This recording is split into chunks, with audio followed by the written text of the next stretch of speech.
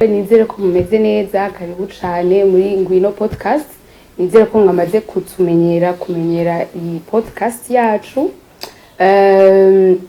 Karibu kandi n'uno munsi hama ni turi babandi nyene ntiduhinduka keretse umunsi tuba dufise umu invite. Jewe ni Kelly, sindi umupastori kandi sindi umurapere muri barya abantu bose dukorana, ndi umuntu ari ngaha aye. Turafise El Malakai, Malachi, umurapeur. Turafise pasteur, turi kumwe na pasteur Nikiza. Eko umwanditsi umuécrivain byose nico kimwe. Podcast rero yacu uno munsi turaza kuvuga ku kintu c'umuhamagaro. Twayise ni munyitegereze mubone gukira. Malakai rero ari hano kugira ngo aca adufasha kuvyinjiramwo neza. Karibu Malachi. Ni munyitegereze mubone gukira, ni mu mpanga amaso mubone gukira. Ni podcast ivuga ishimangira ukuntu inzira z'Imana ziyobeye rimwe na rimwe. Hari abantu Imana ihamagara mu buryo buyobeye, mu buryo butari bwitezwe. Ndabitangurire ku gakuru k'umuntu ari aho, ngira mwaramwumvise mu biganiro byacu biheruka, twaramuvuze cyane, yitwa Spurgeon. Ariko ngenda muvuge nk'umuntu uterwa ko ari pastor w'Ezaje atarazi kupronounce Spurgeon. Abakira biga. Yavuga ngo Sapiro. Foi uma Spurgeon. Spurgeon é uma Spurgeon nada. Spurgeon mumba ntiyakunze ari umutama, tumuda kumutse umutama, ntiyakunze ari umutama, yigeze ko ari umusore. Il est même mort avant 60 ans, oui. Wow. Il est mort avant 60 ans. Back in the days there imyaka 15 iyo nkuru niho itujana, hari le 6 janvier 1850. Mvuga tariki ya cyane kandi sikuba cyane. Hari mu gisagara cyo mu Bwongereza cyitwa Colchester. Abantu batahazi nyene bahazi Colchester. Bado urahazi. Mviriza ndakubwira ibishaka. Ego sawa. Colchester naho akunda kugwa manege. Hiburaya haragwa neige Malachi. Icyo gihe hazinze hagwa neige imwe y'Ubugesera. Et puis aho gasore kagiye nyine kuri eglise wabo nkuko vyahora, ariko ashitse mu nzira biranga ko abandanya kubera uretse amaneje ariko arakoroka ari menshi, hariho n'igihuhusi kiteye ubwoba ishobora kugurura mu kanya kiri gatoyi. Aca agize ukabona agashapel kaba methodiste kari juste iruhande ya ntiyagashike kure yo muhiri wabo. Aca akatayo asa grand type, sinzi ko yatangaye naho nyine ashitse yasanga asha hari inkewa z'abantu, ko abantu benshi bari basivye uwo munsi. Tureke n'abantu gusa na pastori w'iryo shengero yari yasivye. Urumva ko acagira ibintu by'ama freestyle cyo improvisa uzavuga ubutumwa.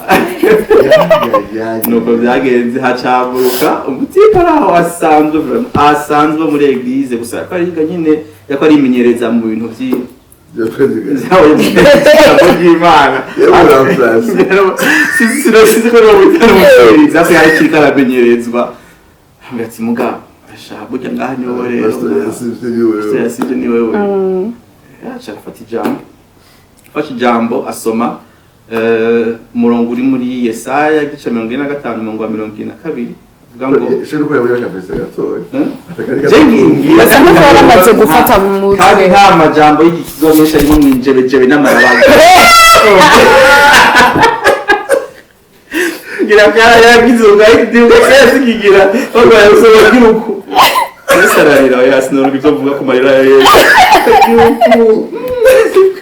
Ngunyuma juko kajambo nyine karimo majambo nyine y'ikirundi asanzwe yumvikana.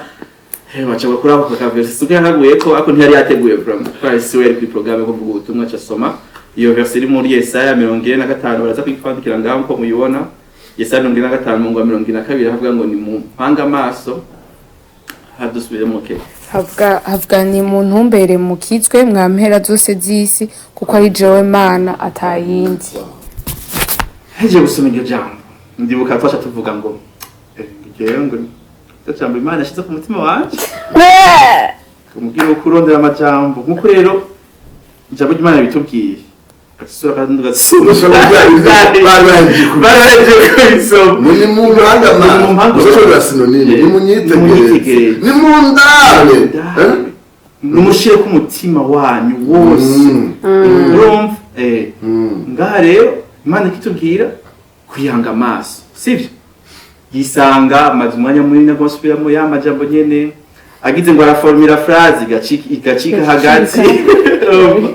biramugora ukuntu ay developa ariko basubiramo rya jambo nyene wa murongo nyene ako awuvuga awukuye ku mutima kandi n'inkomezi nyinshi cyane akika yaravuga ubutumwa aca ahanga amaso nyene agapeti kitwas pardonne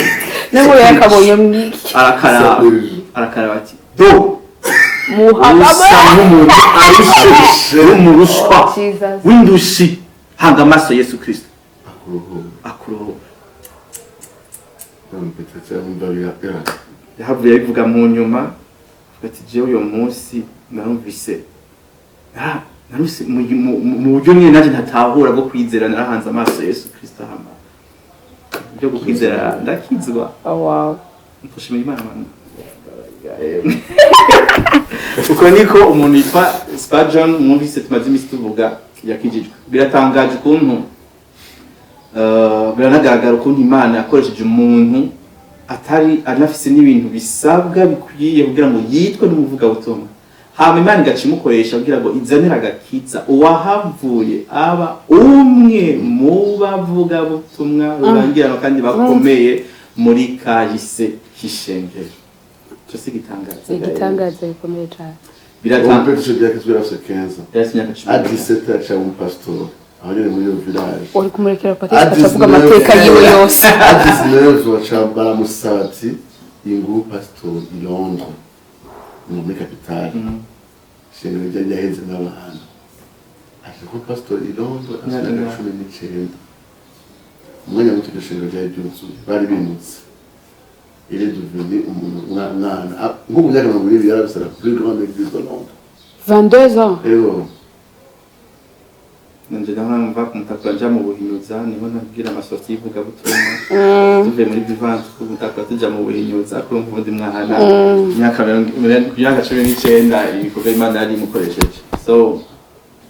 biragaragara ukuntu Imana ikoresha abantu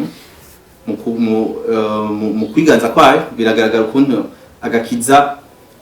katava kuri effort z'umuntu mu kiganiro giheze twaravuze ibintu ntahara mu imvuga butumwa ibintu bidashobora kubura nivyo kandi bijya vraiment ariko twabishimangiye ko cyane ni yashu ikabira ariko kumpera ya byose nkukabongeza avuga at the end of the day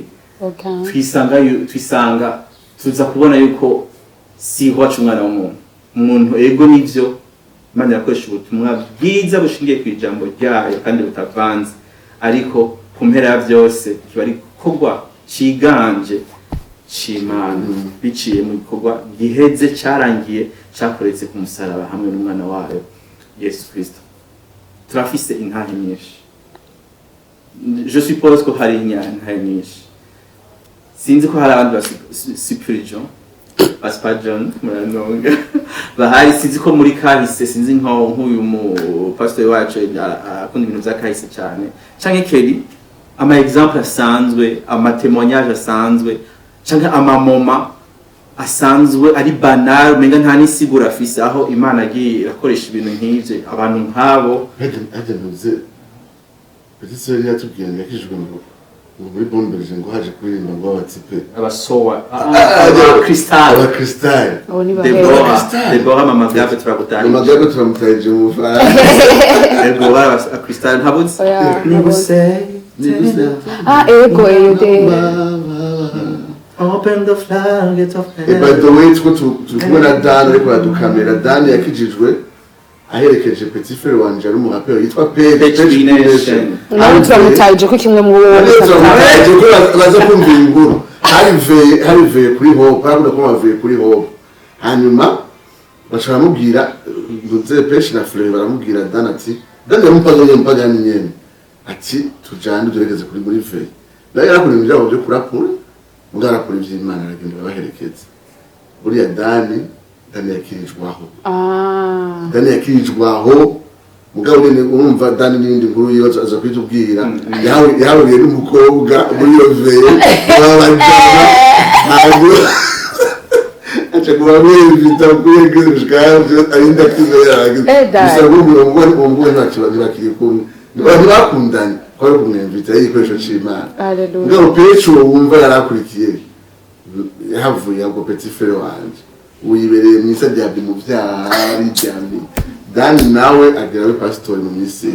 turamutahije kandi turamutera intege ariko na Petro turamusengera cyane ndazi ko yama yavyifuje guruka kenshi abavije guruka mu kiza kenshi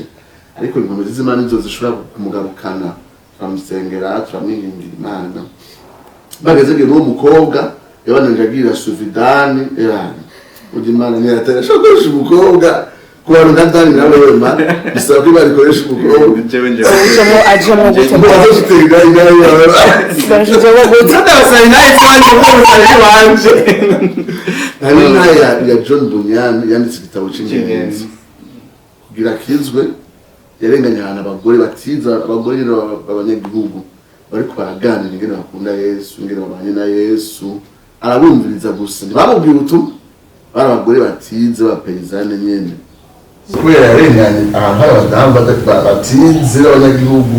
bariko baraganira hagati y'abene bakunda Yesu ingene bakunda Imana ntibaciye yumva ingene Yesu ari we n'ingene biryoshe kumumenya by'ukuri for real ubuzima bwose burahinduka umuntu yavuye aho umupredikateur akomeye cyane yitwa D.L. Moody kenshi turavuga ko Spurgeon le plus grand prédicateur du 19e siècle mugabo D.L. Moody yabayeho plus inyuma ya Spurgeon ari mu bantu batangiye ibikorane byo hanze ibyo bikorane bya evangelisation ariko nawe kugira ngo akizwe umuntu mwigisha muri Sunday school yigisha abana yari umukorodoni yamusanze ku kazi nawe nyine ndabizira gusa bafise butike nini nziza ubundi yari asanzwe umukorodoni asanzwe amusanga mu butike yari umuntu asanzwe amushika mu bintu bya Yesu aca arakizwa undi muntu novuga ni Saint Augustin yavuye à marquer l'histoire de l'Église c'est le plus grand théologien après l'apôtre Paul wewe nivyo yarasivyize ngo atari vyo bita manichéisme by'ivyizero bitari vyo byopoza l'esprit la matière nyene bari bamwigishije bitari vyo yateza guhura n'umwigisha azwi cyane ijambo ry'Imana yitwa Ambroise de Milan. Ambroise de Milan c'était le bishop de Milan aramufasha kudetwiza ibyo vyizero atari vyo mugabo bira akizwe byo kuri Saint Augustin yari yicaye muri jardin nahanje ari wenyine yumva ijwi ry'umwana gushaka n'ubu abateje baciyumvira nimba iyo nkuru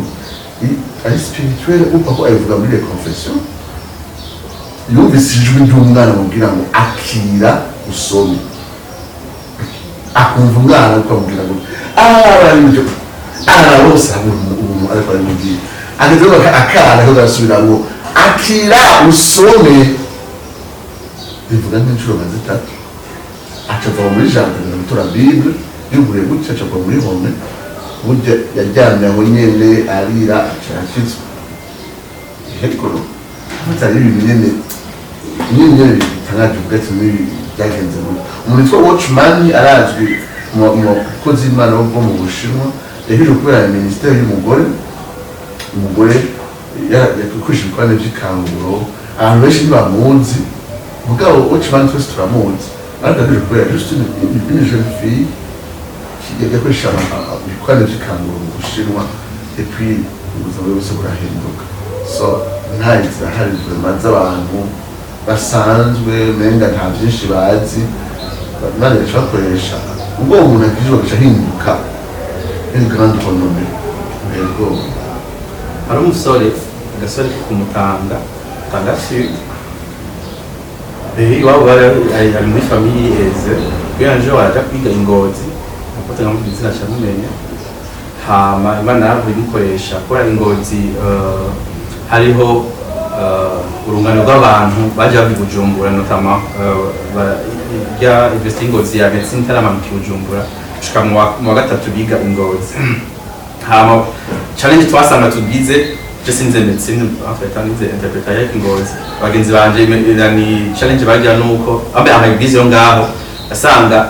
umufisi kibano cy'abantu bakijijwe barasanga abantu bakora arenda juste imyaka itatu iheze baza kwandanya medicine muri Bujumbura hama uyu musore ari installé Bujumbura arongorerayo atanguza eglise yarafise umutwaro wo kugira ukurikirana abo ba jeune baje b'abanyabujumbura baje muri contexte shasha ya ruguru iki niwe yashaka kubatahura kandi akamenya approche akoresha kugira ngo abagira abigishwa ba Yesu atanguza eglise ngaho akarera abanyeshuri habakirizwayo harabanza bavuga ati nje kwibana abana barasara ingozi bwa hama baravyumva ariko twaravuganye abo twiganye ingozi ati byabereye ingozi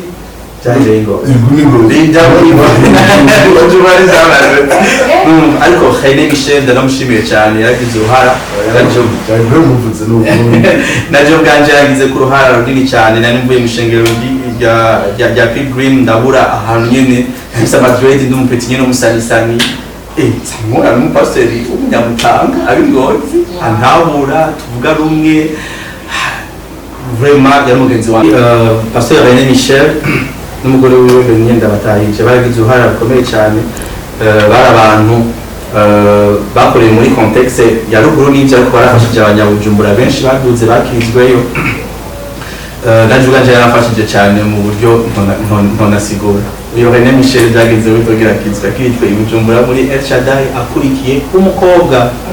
Ndani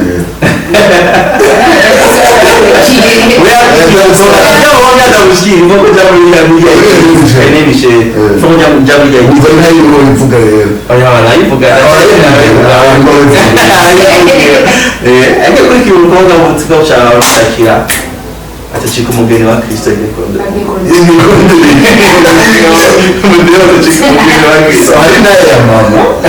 hari ya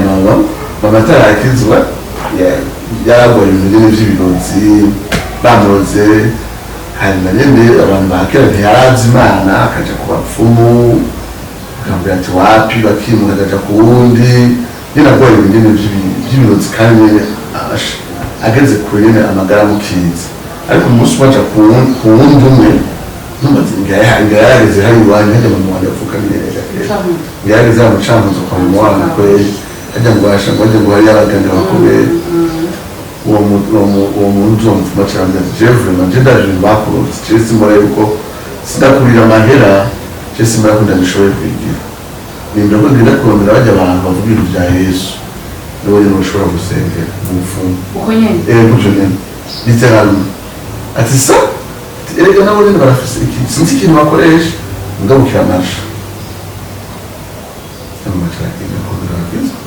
bashaka gusengera badelivre cyane nzakakije biryoshye ukuntu Imana ikoresha amamoma nk'ayo ari menga ntacyo asiguye iyo menga ntacyo ntiyari yitezwe abantu nk'abo b'abanyantege nke mugabo rero ndako wanje rero wanje ni grave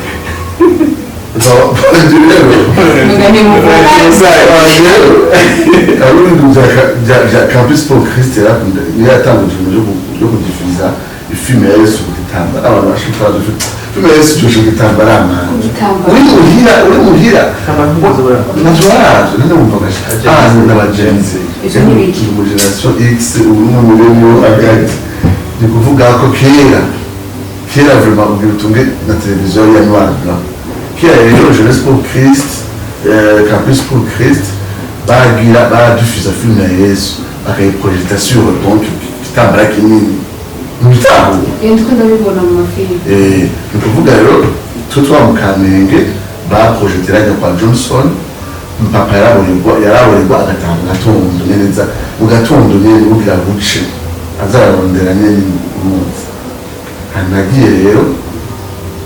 ariko abicaho burya abantu hari abantu benshi n'amatara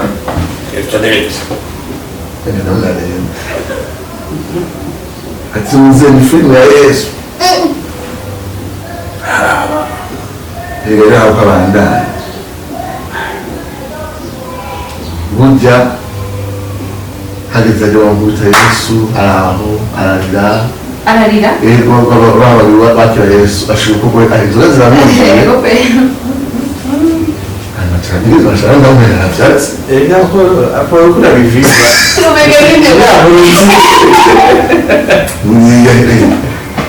nandi ndi abantu bambona ingore muri bizinesi ndabaye jiji ujya muzure mwareka ujya agenda imbere baramusengera atashe mama comme d'habitude yamamugurira atashe saa 9 saa 10 ataje musanye aramudodorera ko mamugurura ashitse avuga ati nakijijwe ngo uramuza mabanje ashobora kuba breve ti yakoresha umwanya Nani agomba ni nzoga ngeze moto. Ati byano ngabashajya ngabakoresha umwanya. Ati erega ndije kwa Umwami Yesu umaze kuvuga. Ti ntaco byana Umwami Yesu ndamwumva sivyo ndamwumva ndumva niyo vuwe ndamwumva Umwami Yesu byanga. Hari samedi. Mama hajya mu akijyaniye mama. Papa ati none kutajwe mu twitego byose. Mama ati none wari seri jina Umwami Yesu nzora ngende dushe arambaye neza tabureho cyane gusenga papa ikiye yasubije mu kanwa kenya ni adashaka kumva none byo bisigura ngo iyo ngiye kwa hoste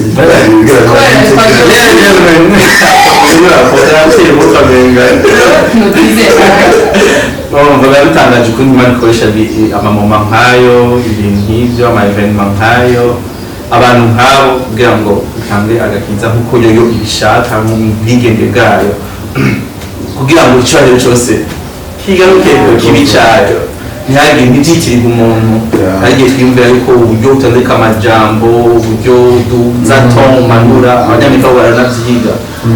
ifuko punchline yose uvuze ntitakaze ntigasubiye mu kwivuga menya uko uduga umanuka muze guheza phrase bose bakoma amashi tudashobora kuvuga jambo rimwe je nawe ariko uburyo abantu babyakiriye bigatandukana rya l'art de bien parler bayita gute la rhétorique barabyiga kuva kera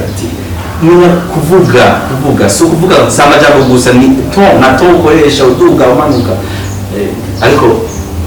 kahise karatwereka yuko at the end of the day Imana ni ikiza umuntu naho tuba twavuze mu buryo bwose bushoboka twacafye twebwe turakora amaklipe turakora ibiganiro turagira iki ariko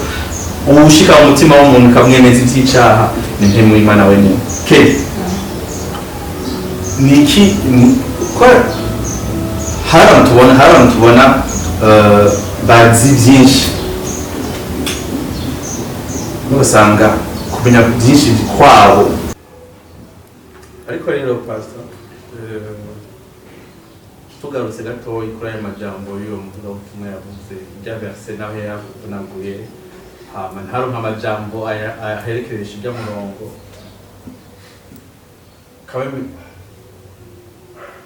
ajya amajambo arafite icyo asigura nk'umukozi w'Imana nk'umwigisha w'ijambo ry'Imana ni gute ajya amajambo aserura umutima w'ijana mutumwa n'ivugabutumwa urakoze twavuga ko mugabo buryo mu kwita induru approche textuelle kuri tumanya ko kugira sermon twogira ijambo rimwe rimwe kuri atangura avuga ngo ni munyitegereze so the emphasis ya mbere yagaze kuri kwitegereza uhoraho wenyine muhanga amaso ibi bintu mu nzira yo gukizwa Imana irakura amaso yawe ku bindi iraguhereza grâce yo kuyizigira yo gusa kutusana kuko agakiza ntikari indani muri wewe kuko iyo ukarondera indani muri wewe hari byinshi cyane byo gucineka byinshi sitakubwira ati you are too bad to be saved n'ibyo ukunda reka ibyo by'abandi bitanga umwe gukuragira introspection nta introspection ikiza umuntu introspection ituma ucika intege ibyo usangayo ni bibi no gusoma n'ibyo abantu bazi n'ibyo abantu babona satani agacaza akakongorera mu matwi ahubwira yuko wewe bidakunda gukizwa bidakunda kuva aho hantu bidakunda ko ibyo byaho bivamwo kuko n'ubundi urukundo agakiza muri wewe ugereza kwiraba ibiri muri wewe ntagiza kariyo ubwa kabiri agakiza ari kari mu kwitegereza around you kuko naho nyine satani arahakorera iyo uravye around you umenga sha ngo ndavya mugabo nije gihebwa muri bose harabo sumvya harabo weta ko compara moralité yawe n'abandi naho nyine mari bugati no don't look around you yakuraba autour de toi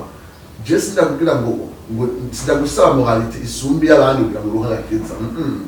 oya jewe nduwera kandi ushobora kunyegera udakwije standard de perfection saba rero ivyo turondera mu kwigeranya n'abandi ati kintu byavyafa mugabo sumba abandi hari abantu bariko baramwumviriza ngaho tuvuze ati kuri imana ikwira kurondagura mu gihe cy'ubuka sinzi ko hari ibintu ushobora kuba ngo uko jewe ugira ngo umuntu byambuze cyane umenga franchement abantu umenga iyo umubwira ivyo ukizwa umenga arabona abantu benshi asumba ubugororotsi ariko mu by'ukuri agakiza kandi mugereza gusumba abamukikuje ingeso nziza agahagaze uvuga ati mbega naremewe gusatisfeza ubugororotsi bwuzuye bw'Imana ntabwo nashobora gukomeza izanje reka ndare mu ijuru ndangamize sindare muri jewe kandi sindare utudoma hari ibyo gikunda kuba naho satani akamenga yakuretse kumenga ugira ukizwe akutuma ngo akurongora ngo urabe mu ishengero look into the church akarakurongorera ukanajayo ukamenya kuja mu ishengero hari urukiza oya urindira idini so hari urukiza ntabwo Spurgeon yabwiwe ngo itegereze idini ucukizwa itegereze systeme kanaka y'ivyize ucukizwa uko rege tugeze kudura agakiza mu idini kanaka muri denomination kanaka muri mouvement kanaka naho nyene bigahera tutakijijwe rero warashaka kutunatereye aho hantu nyene utagakora n'abari wengura basumje ubugororotsi aho hamunzi ndahahurira n'umuntu mwahuriye ahandi ibyo bintu byose Spurgeon Imana imubwira ati munyitegereze ijambo rya kabiri ni ubone gukizwa ubone gukira aho rero ni kwa Imana ikrea muri twebwe le besoin d'être sauvé. Le besoin d'être sauvé, il est arrangé dans la conviction d'être perdu. Alors, Imana irushikana aho hantu tugira cette conviction qu'on est perdu totalement.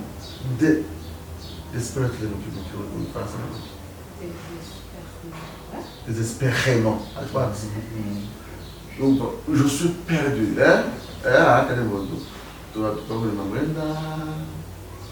I'm lost without you. Je suis perdu. Hari abantu benshi ahandi badatahura niyo abonye umuntu akijijwe nka Dani bagacabaza none Dani wakijijwe n'ingazi 16 none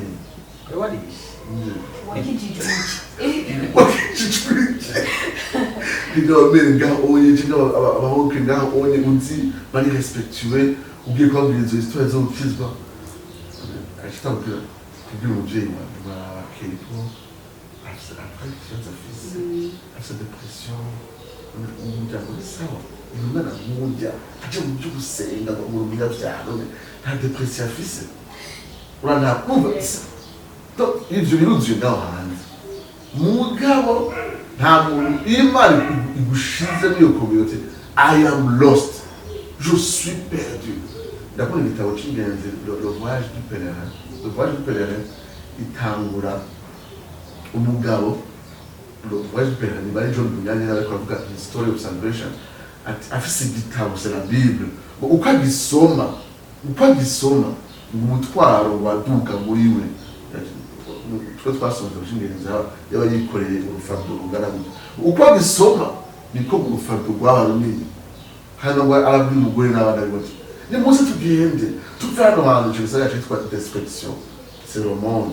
est voué à la destruction ici puis la charge mugabo nyene babivuga mu nkuru nk'umugani acambira umugore n'abana bose ni muze tuve hano hantu ati on est bien ici ati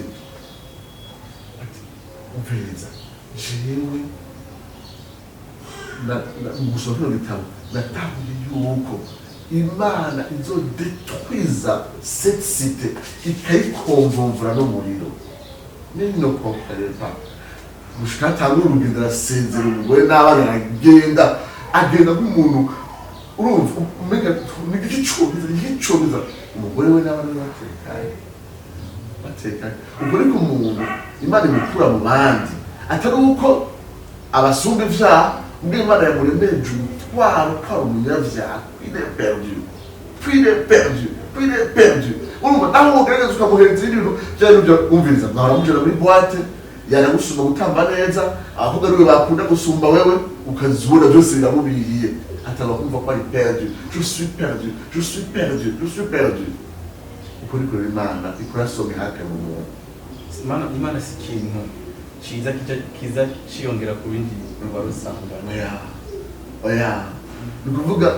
utakaza rugu nico mu ndira les confessions dans cette bouche General Sullivan it's one of the best books I've ever read avuga ati muri sanzwe cette bouche il était yarasambana yari le maître de la rhétorique agiye Rome agiye Milan agiye baca bamubisa ayo byo kati kumviriza sinari bwaje ku buryohe bwo kumenya Kristo ati iyo umuriye kuvuga uti ibyo bintu byose byari nari so Imana imbwira ati munyitegereze ubone gukira umuntu akiri icaha akira urubanza rw'icaha akira umuvumo w'icaha akira uburake bw'Imana bw'icaha iryo jambo ngo munyitegereze ubone gukira umviriza ibyo bintu rero umenga ni bibiri abse hari umuntu rero Imana iracanira muri we yumva yuko ndumugomba kugicaha canje ndumugomba kugicaha ninde wagize igicaha ko numva ndi umunyavyaha ko numva ndi ruhega ko numva Imana irandakiye ko numva ijuru ryose sinateye inkuru papa imbere yuko kwera bi abapreroki mbere yuko papa akizwa yatanguye kurota ajyanye na papa na mama ajyanye akabona un œil trop grand muri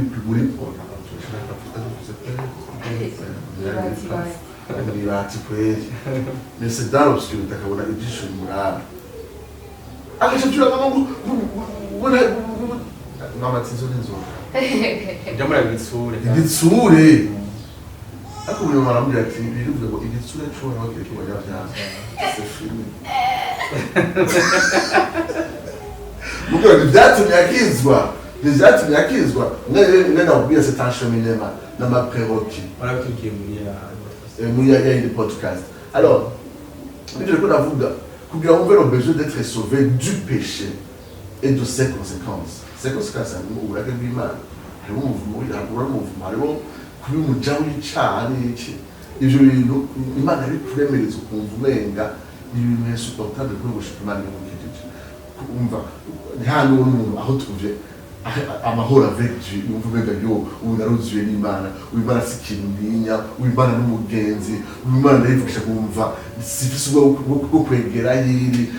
kumva aho byumva ubuzima bushasha bwo kubahwa kwegera y'Imana iri n'ubuzima arabaye bwo kera yumva umenga araremerewe Imana amurakiye kuba ko ubuzima buri butandukanye so mwitegereze kari muri wewe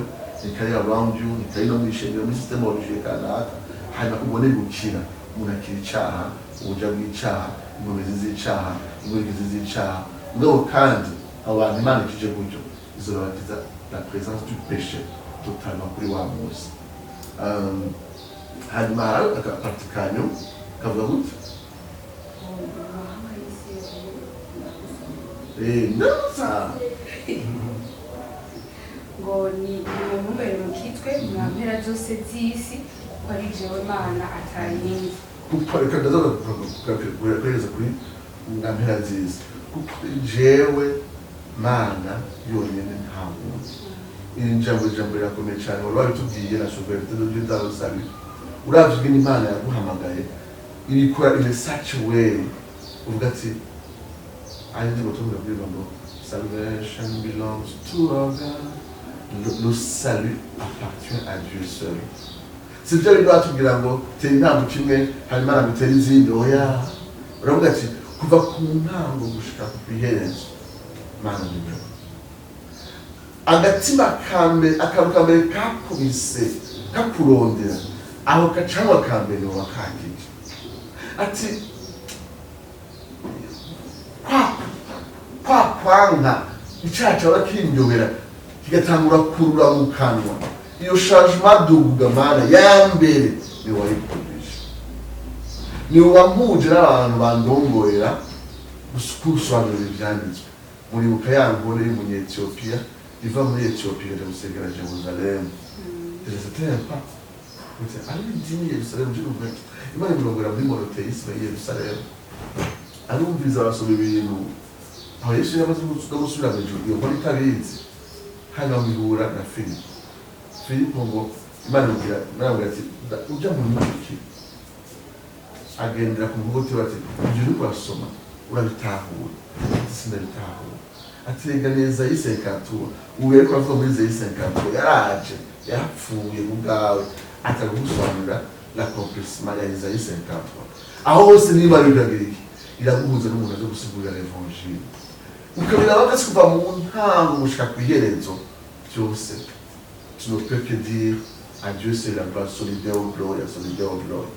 ubwo mu nyuma iyi invitation y'agakiza. C'est un appel que Dieu lance en général à tout le monde. C'est un appel universel. Yesu avuga ati nimuze mwese abarusha n'abaremerewe atuma intumwa ziba ati nimugende mu mahanga yose yewe abo ku mpera z'isi bose kugira ngo bose bumve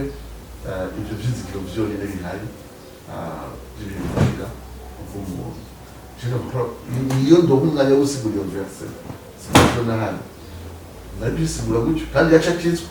mugabo kandi naho natumvise ibyo bihanitse n'ibisanzwe yarabyumvise kandi yarakije. Amen. Kera ujya wakiriza wakiriza oya gusa hari ikibazo gusa kuri iyo verse yoroshe gutyo ni mu myitegereze hanyuma mukirizwe ushobora gusanga iyo nabo mu mpera z'isi yose uko yagiye wararo oya hamaho ibibazo ibibazo bije nibaza ko ari okay basi urana kujya ku Malachi yasiguye uko yumvise yasiguye yuko Spurgeon kugira akitswe uriya muvuga butumwa kwanza nyari muvuga butumwa ujye mu nje kurangura sapasi hari yagumye yivugira gusa ni mu ndabe munyitegereze hamwe mukizwe hariho noga imigwi y'abantu ndikavuga imigwi ibiri ya mbere umugwi wa mbere ni babantu batinya nkuko rero kuvuga yuko iyi verse aussi ira umuhamagaro w'Imana ku isi yose donc ko Imana ishikira mu mpande zose hama tukaba tuzi yuko na Kristo yasize atubwiye ko kwiye kugenda mu mpande z'isi yose tuvuga ubutumwa yego muri Matthieu 28 hama hakaba hariho rero umugwi wa mbere novuga yuko ari nk'abantu reka je nishiremo bameze nka jewe batinya kuvuga ubutumwa kubera bavuga ati nureka shaje kunzi dukeya novuga iki bakaba bavuga ati shaje niho ngikizwa niho ntari amaverse biblique nzi utuntu nyene duke tubaho nico gituma numva umenga sinoja kuvuga ubutumwa hama akaba ari wundi muguriro ugira kabiri bazi byose amadoctrine yose bayazi ku mutwe barabisubiramo ngo ugasanga wa mugenzo wo gusohoka hanze kugira baje kurondera kuvuga ubutumwa hanze abandi bantu bakizwe ugasanga byarahezemo none abo bantu mara donc iyo migwi ibiri yose wumva ikico bafasha kuyifasha gute uwo mugwi wa mbere utinya malgré ko Imana itubwira yuko dukwiye kumenya yuko igikorwa mu bisanzwe kugira bivuze n'icayo twe tuvuge utwo duke tuzi naho twaguma dusubiramo verse imwe naho wogoroka ku mutwe nyene ivyo umvise undi mu kuvuga utumwe yavuze we ntuzi aho Imana ikora we ntuzi byari Imana ikora hama naho noba nzi byinshi nibice bituma umwengano guma nigaburira bigatuma ivyo nzi ntagira umunezero wo kubisangiza n'abandi ya iyi verse nuko apotre yari yatwemereye ko aza kuhavuga yacasimbira kuri kwa jewe Imana atayindi ariko yibagiye kumensiona ka mwampera zose z'isi kubera abariko abwira amahanga iyi verse itumbereye amahanga turayibonamo umutumuriro canke invitation cyangwa umuhamagaro aho Imana itumirira amahanga ku kico no kwita ikizigiro cyonyine kimwe kizima cy'agakiza. Hari abantu benshi bavuka bagakura bakarinda bapfa batarumva ubutumwa bwiza batarumva bya Yesu. Hari umuntu yigeze kuvuga ati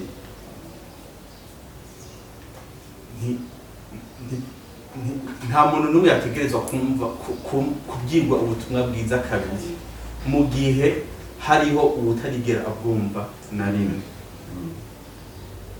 Tuma twisanga turi ahantu tumwa twiga tumwa twibutsanya abamwe tukanaharira ivyo bintu mwizera sivyo hari abandi hariya nivyo muko muraharira ko atakimwe kimwe bazi n'uyo mu Yesu muko muraharira ko ico kintu kina witegereje no mushingiro ry'u Burundi harahaze uwo mutima wijana butumwa aho twumva nyene ko Imana dushize ko uwo mutwaro wo kujana ubutumwa w'amahanga. Kibazo cyane nibaza ni mbega ni iki kitubuza ifatanya n'Imana muri iyo migambi yayo y'agakiza ku mahanga. Mbega nibura giyerekwa nta vision dufise ama eglise yacu nta vision afise y'ico kintu. Mbega twebwe ubwacu turabuze compassion ku mishaha yatakaye ku ntama ziri hanze cyangwa nimba iyo compassion izo mpuhwe tuzifise turabuze ishaka no bwitange byo kubikora ariko turumva ko twafitiye impuhwe ariko mbega niki kitubuza no kubashikira ni nubwo bwitange nizo nkombe zitubuze mbega niki ariko itegeko nibwirizwa rya Yesu yasize atusigiye nk'iragi cyangwa umurage nuko abanyabivuga ni rimwe yatubwiye ati ubutumwa bwiza butegerezwa gushika mu mahanga yose nuko ijambo ritungana. Wereje ahantu hakomeye cyane ko donc kudefia l'église mu Burundi ikintu ca mission cyane kugira imbono ibona impera z'isi ikintu kibuze cyane kandi rumwe n'ivyo nko kubura imbono mugabo harimo no kwiyubakira novuga ni aka empire religieux kitagusaba beaucoup d'efforts kubera maze abantu bitatu baza kumviriza hanyuma bagatanga igira 10 ukaba mu nzu nziza no mu modoka nziza ubasha kwisha barambika bagataha hari ikindi kintu ukeneye mu muhamagara ugene kurondera abandi bantu ngo batanashikirwa ugene gutangura zero bikunda duge gukuru en fait sino mu bisanzwe twibagira yuko abazungu batuzanye ubutumwa baba basize confort hariya anye ubwo bari baje ku mashuri ya Cambridge agacaza ngaha mu mafore equatoriale ngaha anye muri Afrique subsaharienne cyangwa hariya ruguru akaza kubwira ubutumwa abantu akajyama hasi cyangwa akajyama munsi y'igiti zero bafise bene wabo batari muri mission akora amaringuriro batunze bazopfa neza agategura retraite yabo nziza kubera iki twebwe bahevye so confort dusana ngaho mugabo aho ukuntu umunyafrika giciye mw'akaronjo faranga ugati c'est je quitte pas ni byiza kuba mu Imana yaguhamagariye ashitagura kwigisha ingene ushobora gushikira destiny yawe hano cyo cyapire origine yubatse na reputation cyamuhaye n'utuzi cyamuhaye bikitwa accomplissement ifuku kumva ko tanke ivy'agaciro vya mbere ni kujoining Imana muri birakora ni muri hotel twese ya 2018 turera kuri Monsiyo hari umujene n'abandi bose yize kaminuza afise ibiraka ari mu engineer ariko aratunga tubona tuti jewe numva mbiragira kuvuga ubutumwa ahantu utarigira gushika tindo basabye mu nsengere c'était la tâche de jouer igitabo cya Crazy Love ya Francis Charles je peux exposer Crazy Love iyo urwo rukundo rw'Imana rusajije wumva we biba byose kugira ngo ugende kuproclama urwo rukundo. So as an application acha dushimira nayo iyo mpamvu afise wa mission abana bararize achafuka bayacha musengera ta mwenju nane yaragiye muri Amerika sino bigiye kubera ngo tuwacho mu kuvuga abantu ugura nizuri ko navuga. Mais c'était très touchant. Madagenda namusangiye ari ndabona ariko arakora ati bana ubisanzwe le vrai revenir si uko mwenjidera kubera ubujumbura ukagiraka ukubaka inzu ukagiriki murumwe ariko ndavuga hari abantu ba Kenya bari kwagenda mu butumwa muri Sudan n'ibindi bike by'abana ariko ndashima mu movement y'abanyarwanda ipira imbere yacu mbona ko Rwanda menga hariho agashime ka development katuga ku cyane ariko hari n'indi movement missionnaire à contre pour avuga y'abana basida Kigali rero byose mbona bikayanga ni Kigali bakatwara ubutumwa. So bamwe nka Pacifique Rombe munze agence missionnaire Pacifique tubasange n'umugenzi ndazi makuru y'abanyarwanda bariko barasibye ibyabo byose agenda mu bibanza bitashobora gutwakwiza mu Burundi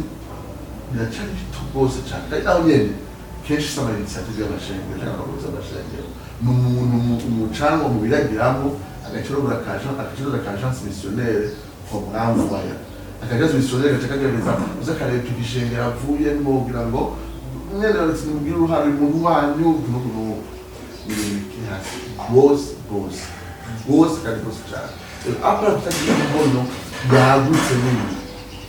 harimo no kwikunda no gukora ministère itari radicale gukoranya abantu ukabikije ngo ry'Imana cyatanga amashikanwa cyangwa ari bo ani biroroshe ndovira ministère totalement radicale. Par exemple, je ndakunda histoire de l'église ni très radicale uzi yuko l'église méthodiste kandi utakaza umuriro w'ikanguro mu 18e siècle y'ikanguro Wesley ariko muri 19e siècle l'église méthodiste yatakaza le réveil.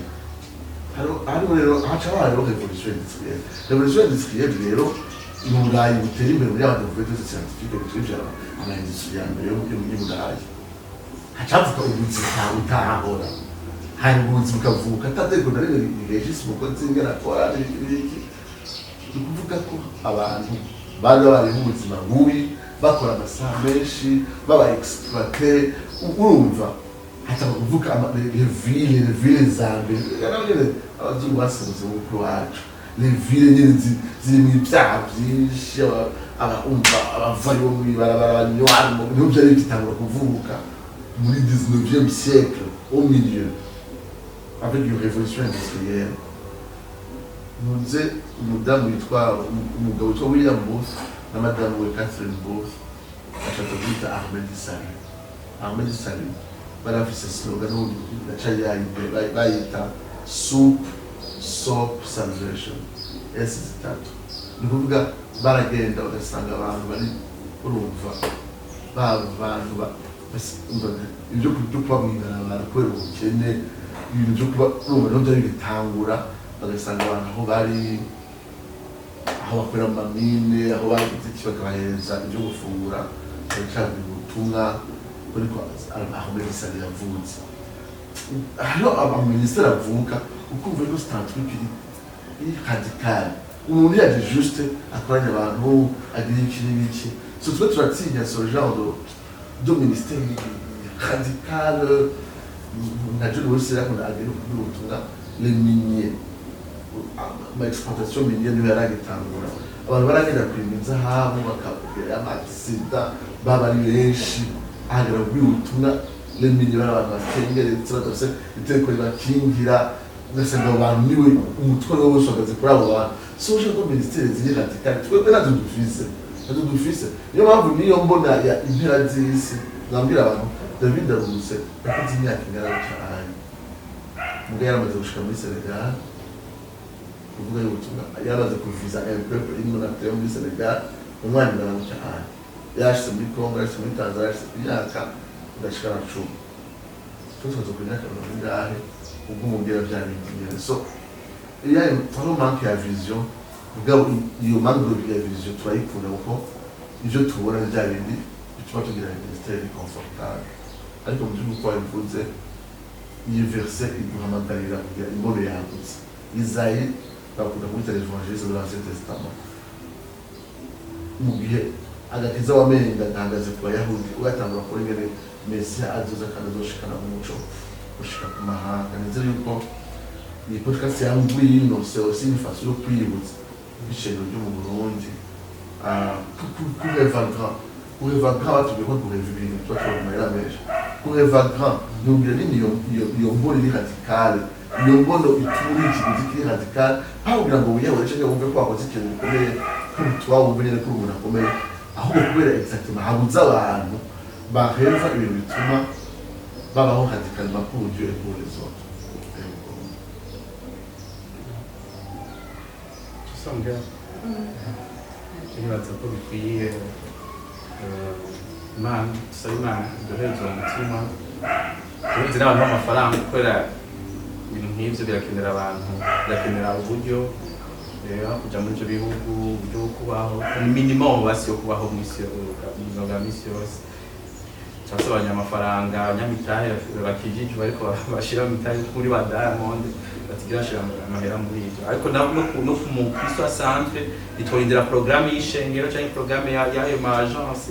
ni mutwaro kandi n'itegeko kuri buri wese akijijwe ko kire tugiye ntibisaba ko uba ufise package y'ivyo yizerwa bingana kugira ngo utangure kwegera uwo muntu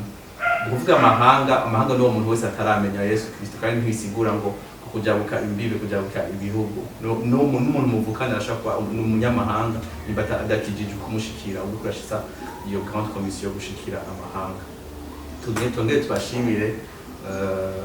tunge tunabemvite kandi kupartager no kunasangiza ubutumwa bwiza abatarashikirwa surtout hama niba hari uwari parakurikirana kino kiganiro akaba yumva ko afite ikibazo kanaka cyangwa yumva afite umutwaro yodusangiza nimero ngaha azi umukozi w'Imana ashobora kumufasha ukandika message cyangwa kumutelefona tukafashanya muri ubwo buryo hama naho utaha Imana ibaheza kiri yemye boshobota ntimutinye kuko so bimuhimbara kubaho ubwami